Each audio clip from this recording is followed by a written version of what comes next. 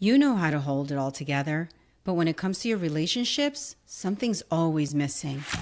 Welcome to Emotionally Wealthy, a podcast for high achievers who are ready to trade emotional disconnection for clarity, fulfillment, and relationships that are nourishing, not draining. I'm your host, Karen Conlon, licensed therapist, transformational coach, and your guide in turning insight into action. Are you ready for it? Let's do this.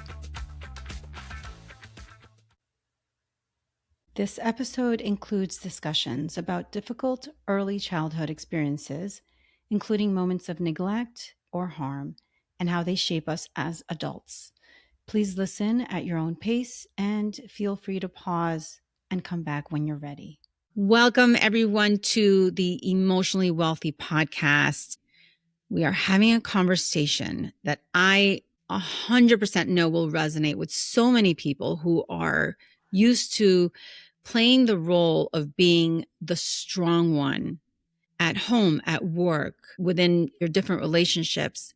I'm joined today by Anette DiMatteo. Anette is a transformational coach and a best-selling author whose work speaks directly to those of us who look very capable on the outside and are, for all intents and purposes, very capable, but we're quietly feeling exhausted on the inside. Anette is a 6-time cancer survivor who understands firsthand how strength can become a survival strategy and how that same strength can eventually disconnect us from our bodies, from our emotions, and from that sense of ease that we should all have. She helps people recognize that overdoing and overgiving and perfectionisms are patterns that once kept them safe, and how to blend nervous system awareness, body practices, deep self-trust so that we can stop performing and start feeling present in our lives and our relationships.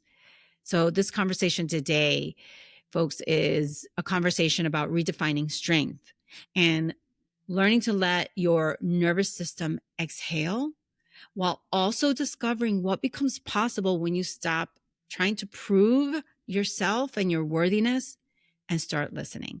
I am so glad that you're here for it. Anette DiMatteo, thank you so much for being here. Thank you so much. It was beautiful. I can now walk away. We have way too much knowledge to gain from you. So we're going to ask you to stick around for just a little bit more. Before starting to record, I was mentioning to you that reading this book was not a quick read. And I'm still actually reading it because there are just so many reflections. There's so many truths that you say in this book that resonate.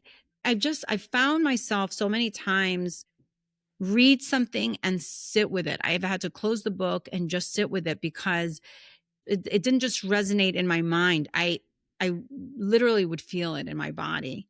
And I want to start by asking you, before this became the work that you do today, can you think about or recall the first time that you realized that always constantly needing to be the strong one was costing you something? Yeah. Well, I had no choice because I think that if I didn't get cancer so many times, that I would have just kept going. When you're so used to doing and giving and being, especially in a role as helpers, as healers, there's this.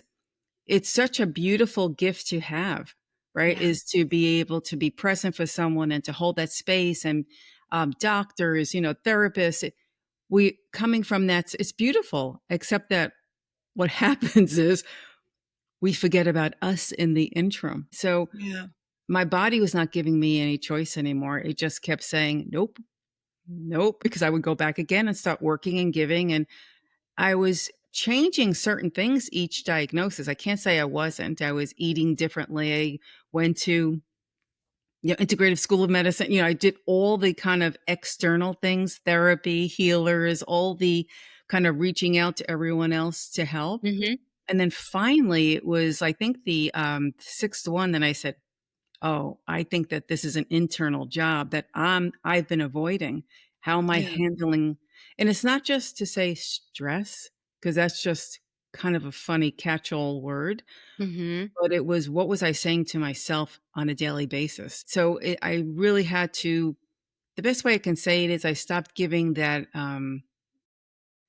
allowing other people to be the, I don't wanna say guru, but I gave all my power away to doctors and everyone else, and even healers and therapists, and just said, "No, I have to turn that around and look at me and come back home."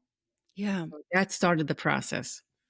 So there was a pattern of looking for help because clearly there was something that was not sitting quite right. There was something that still wasn't working. And I'm not talking about the physical ailments of the cancer and what happens afterwards. There was just something, I think, deeper within you that wasn't working because you were going to therapists, doctors, healers. I'm wondering, Annette, how early in life do you think it was that you learned, or when you learned that being capable or helpful was how you stayed safe or valued?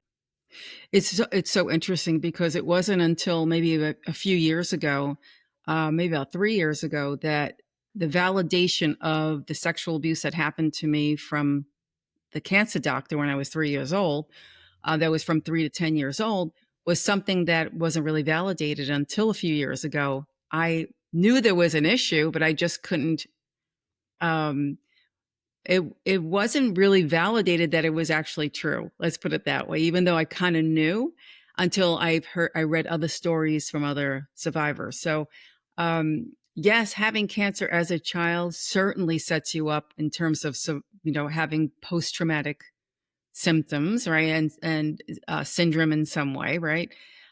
Because that wasn't just when you have cancer and you're younger, it's your pretty much until your whole, until adulthood are you watched, and even then some, right?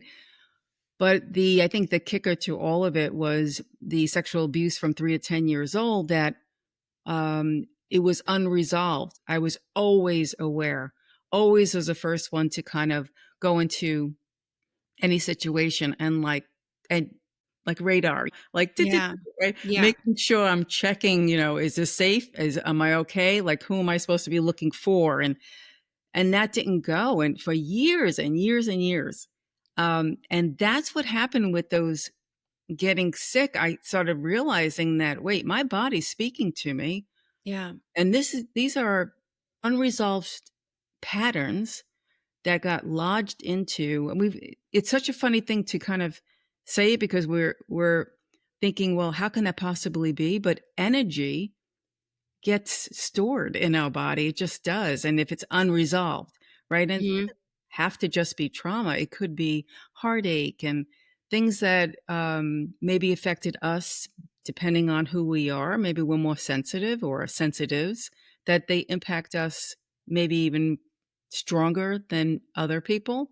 And Yeah. so that's lodged. And so my body was talking, saying, okay, enough is enough. Really became apparent after like doing this work that, wow, our bodies are so brilliant. They develop these patterns that we think, yes, they're helping us because we have to survive, right? And yet when we kind of look back, it's like, this is really hurting me. So first of all, I want to say that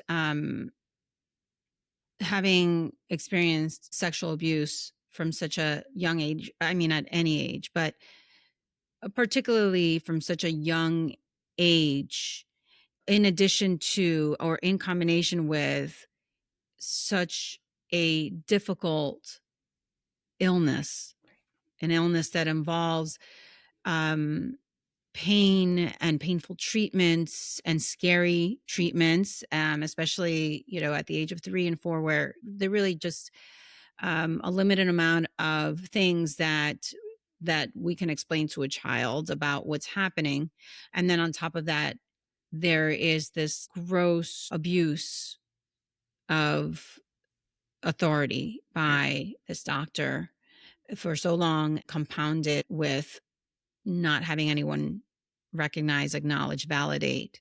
Right.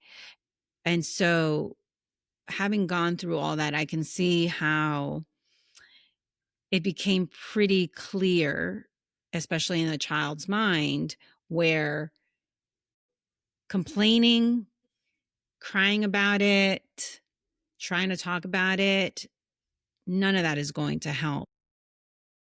So I'm wondering if for you,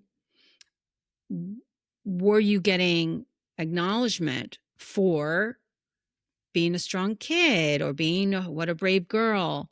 Can I Exactly. hear a little bit more about your experience with that, Annette? Because I find that in childhood patterns and in the way that we learn to function in this way and then into adulthood, it starts with these types of messages. So I'm curious about if you could tell us about your experience with those types of messages, verbal or nonverbal. That's so beautiful because I never until now made that connection, Oh, but okay. of course, my whole life it was, "You're strong," "Look at you, the courage that it took." And I grew up kind of really believing, although it was so amazingly scary, I can't say that it wasn't every single step of it, especially as a child when you're in that environment. Um, and it was that kind of no choice. I have no choice in this because even Mm-hmm. if I cried about it, I still went. Even if I was there and said no, it still happened, right? So my age and safe, we all look at that, and saying that it wasn't honored at all, right? It was kind Mm-hmm. of go, well, it's for your best good, right? It's that kind of messaging. But yes, especially from my parents, and my dad especially, would kind of infuse this, you're so brave, you're so strong, look at everything you've been through. And that became very apparent when I got cancer the second time. And we weren't talking, my dad and my parents went through a divorce, and it was just maybe not as mature as we would like to have how parents handle things. And it was, he came back into my life when he found out I had cancer, and he would infuse that same. That's how I remembered it. That Mm-hmm. same kind of identity that he did when I was a child, and so that was so interesting to watch. To say, okay, yes, I am, and yes, I am strong. So it kind of it really, really reminded me that on one end, it's so great that he did that. And then the other end, it was just push through, barrel through, just push through it. Mm-hmm. So that type of chronic resilience, Mm-hmm. it's almost like you can overdo resilience as well. Right? And not have that balance, pushing through and not really honoring our body and saying, "Okay, what do I need right now? What is my soul asking? What is my as a self-leader for myself, what is my body asking?" Yeah. These are questions that we don't really ask ourselves. It's just like, we have to get Yeah. through and that's it, right? Yeah, I think, and what you're describing, there's another word, also another term for it in the therapy world that we use, and outside of the therapy world, and it's and the term is toxic positivity, and it is a term that in the world of chronic illness is very well known because many primary caregivers, just like your dad, they don't have the necessary coping mechanisms Right, to be able to deal with what's happening. There's a feeling of helplessness. There's a feeling of maybe hopelessness. And there, I think, is a fear of not wanting to pull the other person down the rabbit hole right, by agreeing that, yes, this is horrible. And this makes me want to cry too. And this must hurt. And all these things that survivors go through, whether it is you surviving a chronic illness or sexual abuse or any other type of really traumatic event. I think caregivers or people in our lives really have a hard time bearing witness right, to other people's pain and are really afraid. And if you think about it, what really gets out of control? It's emotions. It's just people feeling their feels, feeling the fear, feeling the sadness, feeling the anger, the rage. and other people being unable to manage that. And so they engage in what we call toxic positivity, which is everything is great all the time. And look how strong you are. Um, and again, it's not something that people do on purpose to hurt. It's on the contrary, it's their way of trying to help while also trying to help themselves because they're really having a hard time dealing with what's in front of them. Yeah. It's Right. so true. It's so true. Especially as a patient, and it doesn't matter what you have, whatever the illness is or something that you're going through, you feel like you have to also help being too strong. You have to Yeah. also help and build everybody else up and keep them afloat because this guilt that you're giving in perception wise, you're giving them extra things to worry about because you're so not used to receiving. And when we're watching somebody in pain, we're also feeding into that saying, yes, it will be okay. You know what I'm saying? Yeah. Meanwhile, just saying, yes, it really does suck. I'd rather have heard that, because I'm not looking for an answer. I'm still wondering why this happened, but after a while, it's like, it doesn't matter. It Most is more what it important, is. it It is is what what it it is. is, and some people have better luck, Mhm. and other people just have more of their share of things to resolve, that's the best way I can say it. Mhm. So, it's one of those things where you go, "Okay, well, here's here's this situation that's being presented. I can either use this as an opportunity or a gift." When they say, "What's the gift in this?" And it's like, okay, that might be too like traumatizing and activating to say that while you're going through it. But then Right. how do I then embody this and get through it? That's the get. That's really the piece of it, not why. And we can just sit and pontificate for hours as to why cancer actually happens, or any type of illness actually happens, and then why to that person. But more important, okay, now that we're here, what do we do about it? How can we help my body go through this on all our levels, mind, body, and spirit? Yeah, and that point really reminds me that people really find it so difficult to challenge these narratives, especially exhaustion. Mhm. And I've been there. I mean, it's part of the reason why this podcast is in existence. It's because I've been there so many times where exhaustion just becomes normalized Right. and not questioned, right? We don't question it. We just keep going. It's true. So for you, Annette, what is performing strength? Let's call it that. We're performing strength because we're performing. We're exhausted, but we're not questioning. So what are we doing? We're performing. What did performing strength look like for you in your everyday life? Whatever stage you want to tell me about, whether Right. it was before you were married, before you had children, while you had children, just give me a little glimpse of what performing strength looked like for you. Yeah, there's like so many different pieces that I can bring in. When I was an executive coach years ago, I was helping people who were lost their jobs, career development, that sort of thing. I had my children at home, so we're all. I can think of all the performing that that we do. Um, but I was at the point where um a client. This is before we had cell phones. A client tracked me down because I wasn't at work, Hmm. and I was running one of those career centers. And here I am. I had just had my operation, drains out of both sides of my arms.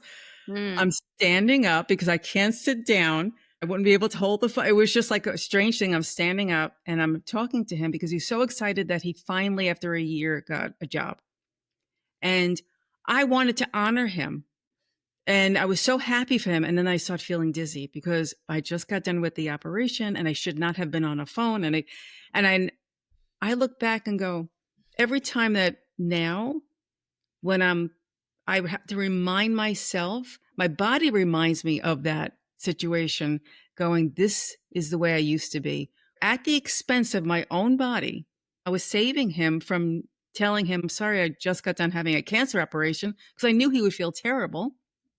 So I Yeah. didn't wanna say that, and I made it all about celebrating him while I'm trying not to faint. I mean, the thought of the disconnection of how I used to be with my body and thinking that was normal Right.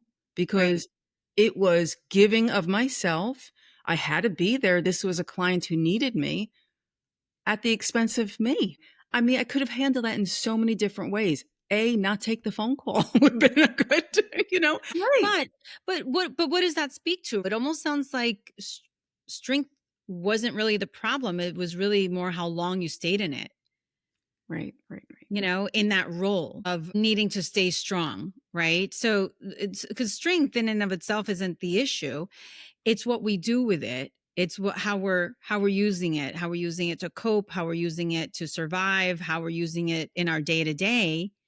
I say the same thing about like anger, for example. There's nothing wrong with anger. Anger is just an emotion, but the issues happen when we handle anger in a way that behaviorally becomes a problem. Right, right, So anger is not the problem. It is how we respond to our anger.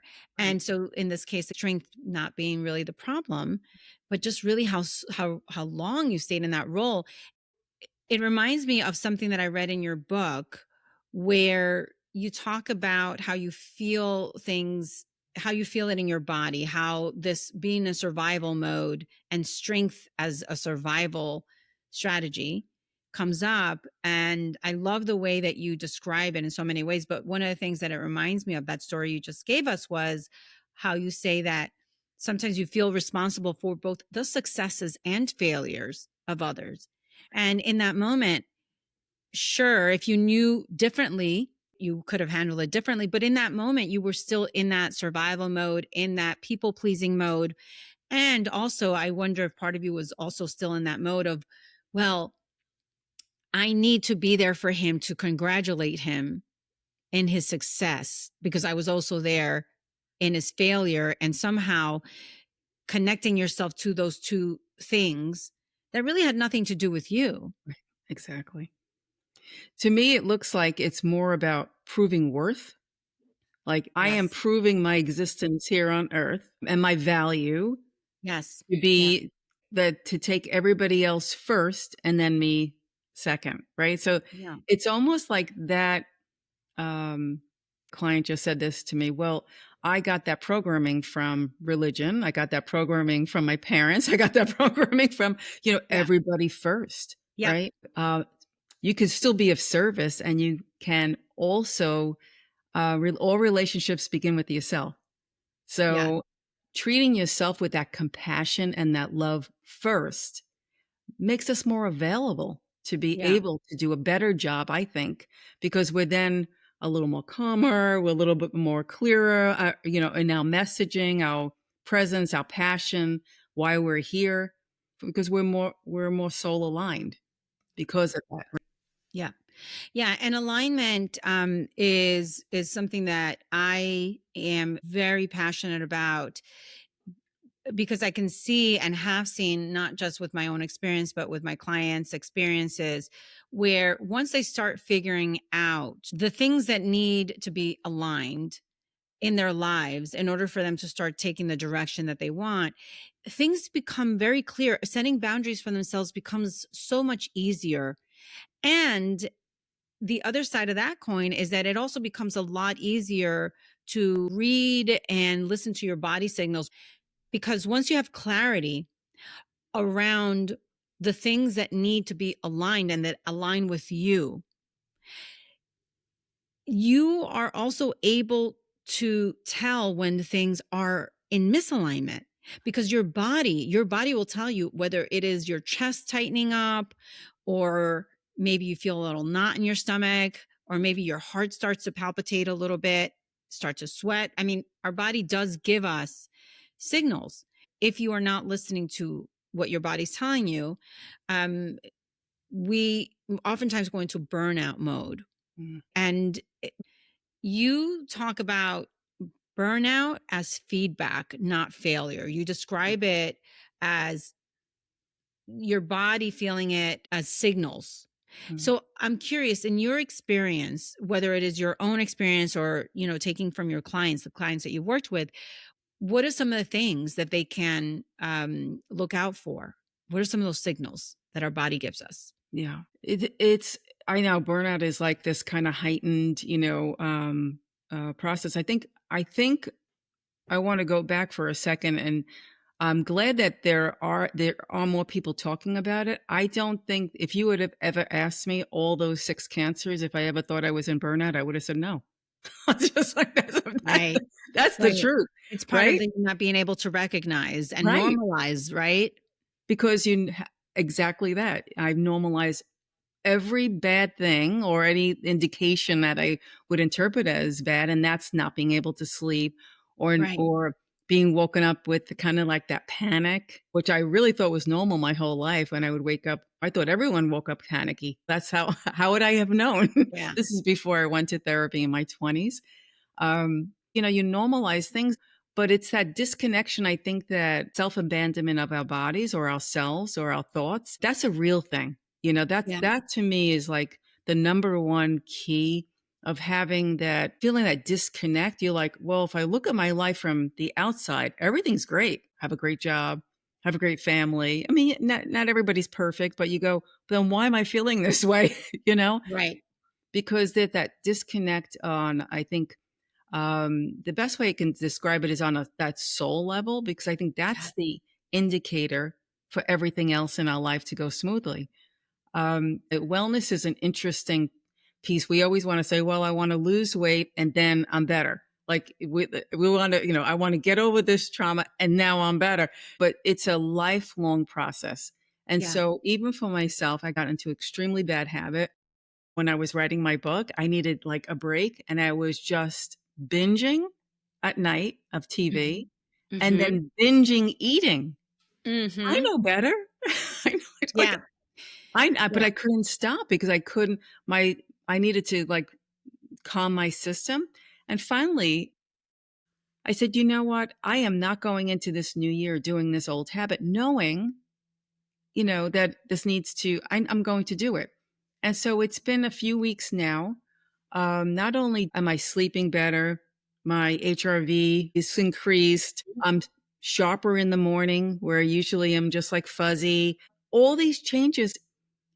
I guess the trick that I learned over the years is just look at yourself with curiosity. Oh, Yeah. oh, look at that. I know that I shouldn't be doing, and I'm doing it. Isn't this interesting? Like Yeah. I just started being, instead of like judging, and then finally my body was ready to say, "Okay, enough. It's done. Yeah. Right? Yeah. We're done with this." But I was really shocked how well I feel that I'm getting proper sleep. I'm getting deeper sleep now because I'm not eating so late, and so my body can now do it. What it's supposed to do is recover during the night. There was so much good that came from it because I wasn't putting value on sleeping. I'm curious, when you're used to just going out forward and being strong and all the things that we're talking about, what is it that makes people uncomfortable to slow down? Um, I mean, I feel like sometimes it even feels unsafe. Exactly. Yeah, yeah.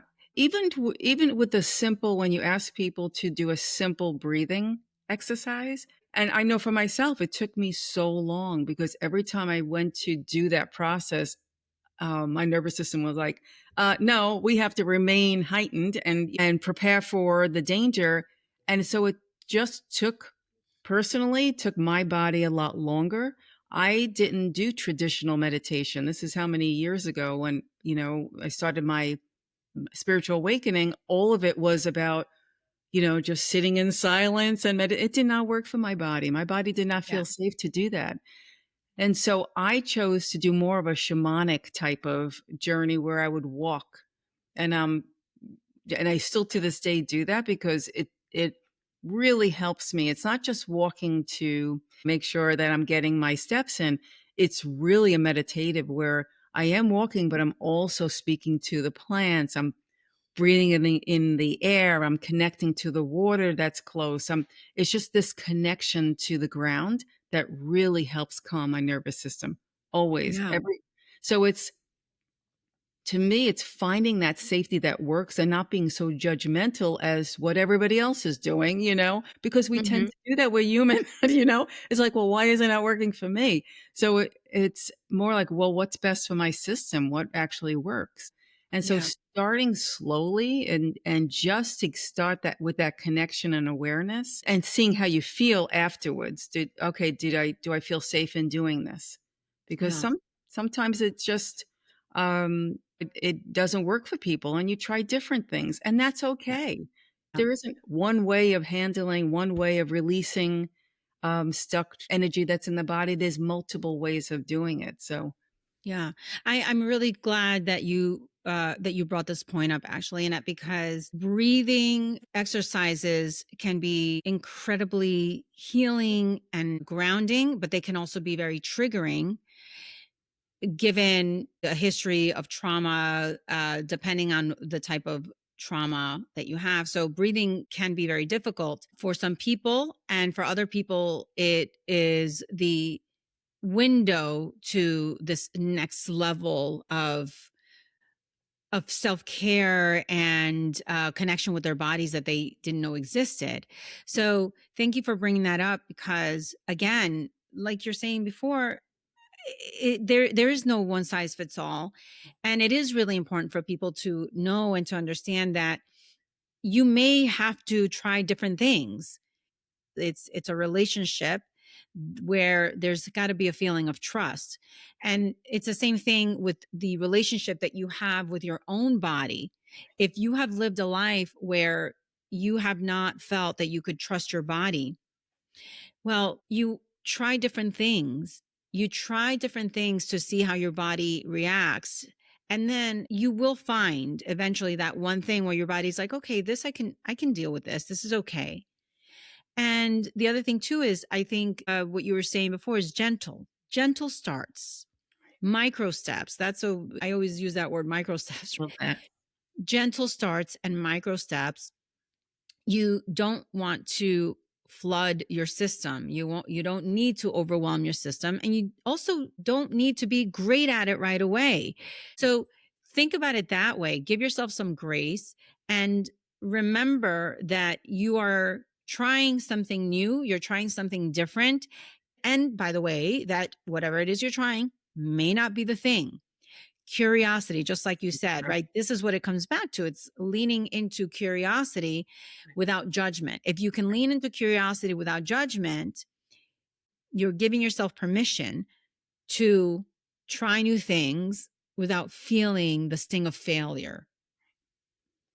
I love that word permission because I don't think we use it enough in our languaging. We don't give ourselves permission to do many things. I am giving myself permission to whatever it is and making it more present, because there's always that judgment part that starts like, oh, well, you should be doing this. Like this still isn't done. And with all our roles that we play, right? Yes. Is this being a good mother if you're focusing on yourself? Is this being a good partner if you're focusing on just you? Yes. There's that constant messaging that we've received over our course of our lifetime that we really have to start pushing down and bringing out that identity of the person who maybe gives yourself permission to be who you really are, Mm-hmm. right? That's why it's that coming home process. Yeah. Let's come home to ourselves. Who are we really on a soul level, on a body level, on a mind level? I'm a completely different person that than I was even like last year. If I go back 5 years ago, certainly 10 years ago, there's been such changes, and it's not like my personality as much as I'm allowing who I really am to come out. Yeah. And there's that softness that I allowed, which is very different than me. I still have moments of barreling through. I don't think that we necessarily forget or erase that part of us. A lot of times, as a matter of fact, it is a point of reference that we go back to when we don't know what to do. No Right. matter how far So we've true. gotten, It's true. right? It's like we fall off that wagon. And Right. so we go back. But I think the important thing to remind ourselves and to remind anyone listening there, if you are going through something like this, where you've fallen off that wagon and you are going back to doing things that didn't serve you for a long time, remember that you did change and you did do things differently. So you're never going back to zero necessarily. You have points of references that you can go back to. So my point is that when we do have these relapses, let's call them, that's all they are. They're relapses. But those relapses do not mean that you have unlearned all the things that you've Right. learned. Right. Those things are still there. And sometimes it takes a little support. Sometimes it takes going to somebody else, someone that you trust and saying to them, I'm really struggling, right? Mhm. Because we talked about how difficult it is to ask for help. We don't want to be a burden to other people. And we're not those things to the right people. Right. That's the thing, right? And we have to remind ourselves of that. Speaking of that, since we're talking about relationships, I guess we've kind of naturally shifted into that. What's changed in your life, Annette, when you stop or have stopped managing relationships and started being in them? For example, maybe relationship with your children or friendships, or whatever example you want to give us. Um, in terms of that awareness, so many of us struggle with trying to control relationships and the outcomes for different reasons. So, what happens? What are the changes that happen when you stop managing relationships and start being in them? Yeah. Doing this and being in charge for so long, it's going to feel like you are abandoning them. You are not doing your job. What's going to happen? People are going to fall apart if you're not there. Like it's all those fears come up to Hmm. the surface. Um, but I found over and over again, if you like start shifting that every relationship starts with me, I'm going to take all that I'm giving out and turn that right around to me. How would I handle my life then? Right? It's just that one simple shift. I in the book I talk about the dark superpowers Yeah. because it's like the superpowers that went to the dark side, right? Because here we think we're helping everybody by like, I envision like pulling the cart. I was the horse and I'm pulling everybody's cart. Come on, jump, Yes. behind, and I'll just pull you forward. Well, in if I really looked at that, I'm disempowering people by Yeah. doing that. Like it took me a long time to realize that I'm taking their power away by doing things for them.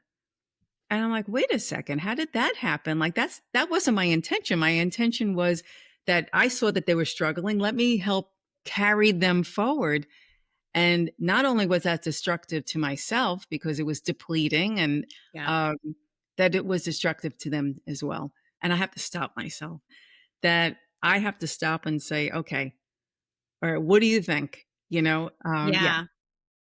this just reminds me having that experience working with people who are outplaced years ago. And you have men and women were in their 50s and 60s, let's say.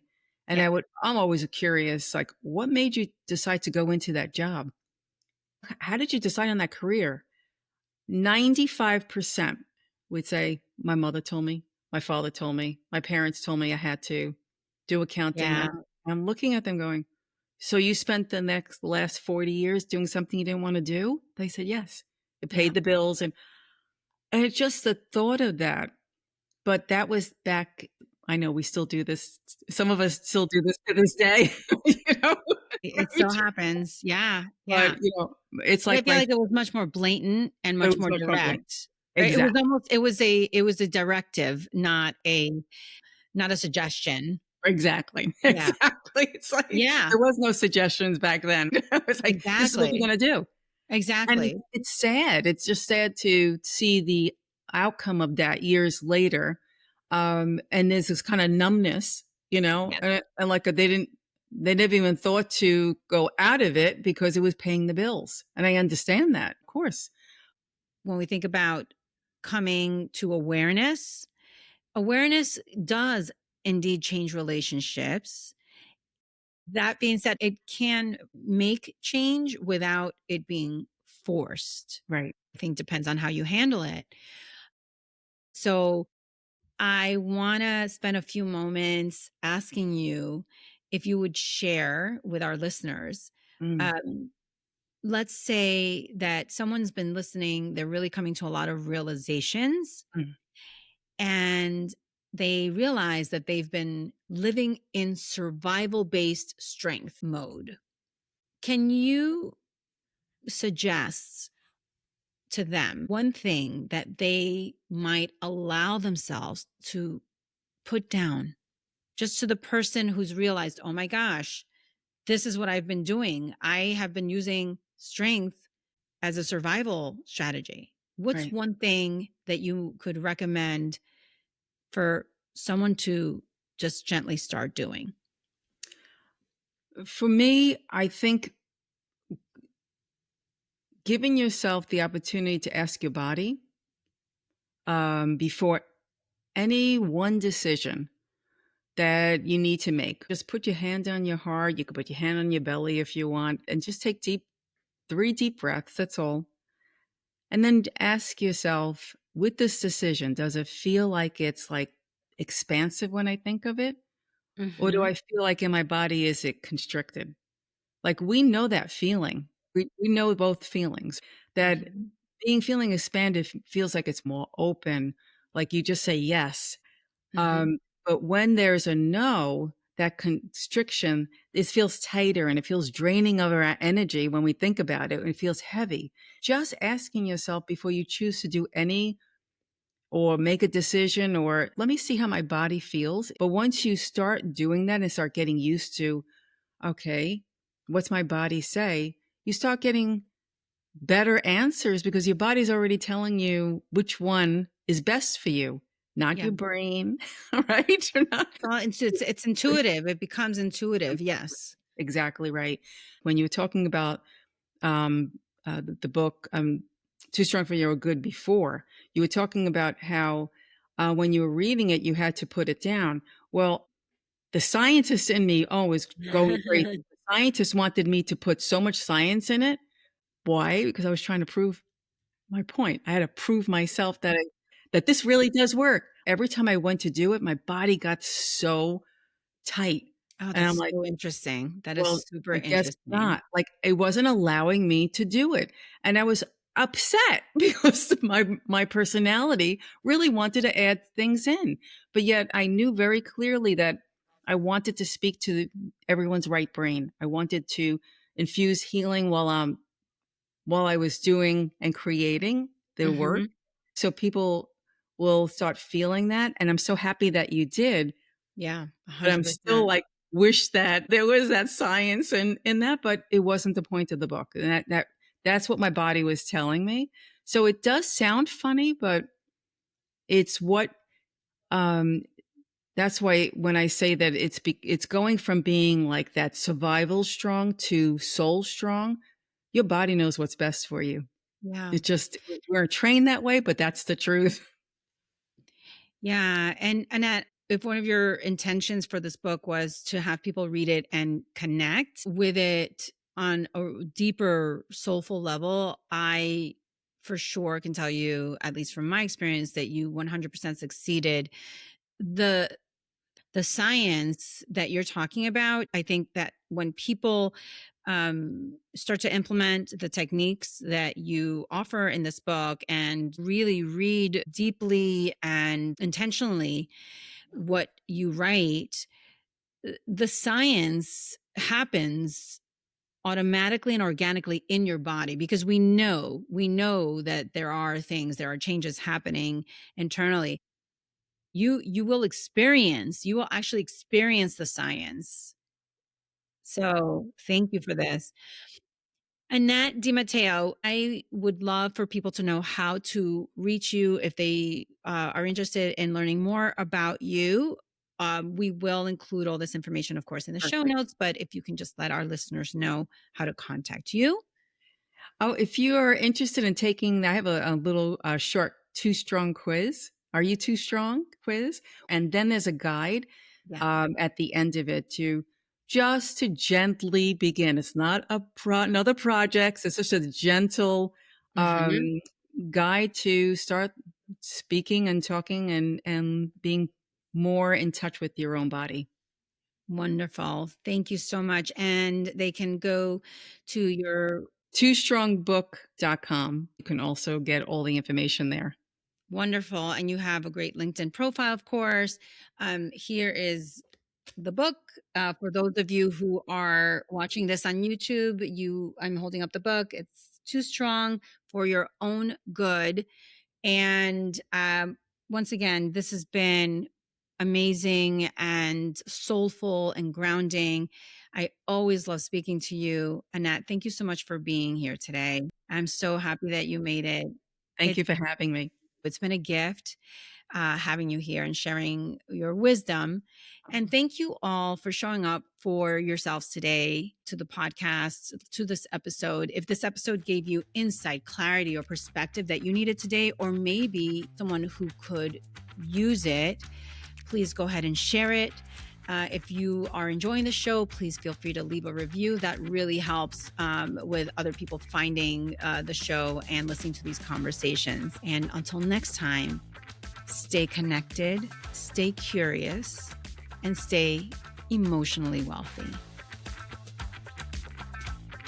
Oh, hey, quick reminder for you that this podcast is for informational purposes only and is not a substitute for professional advice, diagnoses, or treatment. Always consult a qualified professional with any questions you might have.